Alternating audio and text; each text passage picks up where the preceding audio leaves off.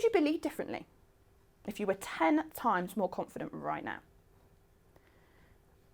And how would you speak to others? It was one of the best hacks I could ever give someone in terms of actually how they can improve their confidence, just by starting to understand how their mind is actually working. We've got ourselves in the space of what confidence is, and perhaps maybe what it isn't. It's about time I introduce you to this concept called NLP.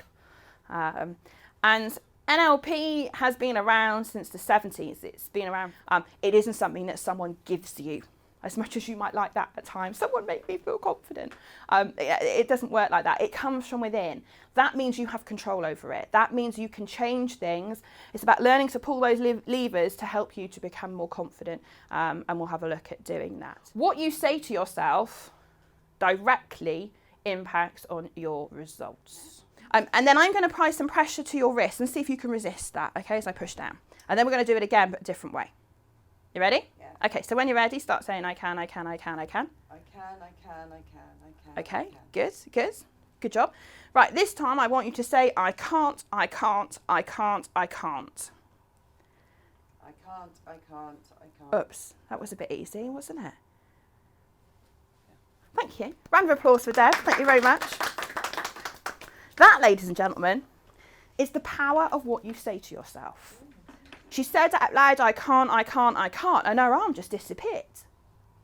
That is the physical manifestation of what you say to yourself every single day. So if you go around, step number 1 is get a sheet of paper and write out the limiting belief that you have. I'm not good enough. I'm not worthy. I fear people rejecting me. I fear failure. I don't deserve to be here. I don't know, whatever it is for you. They all feel a bit icky, don't they, right?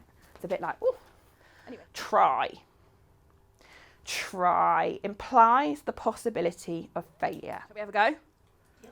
Okay, so another practical exercise. This will be the last exercise that we do. Why do you want to know about the confidence circle?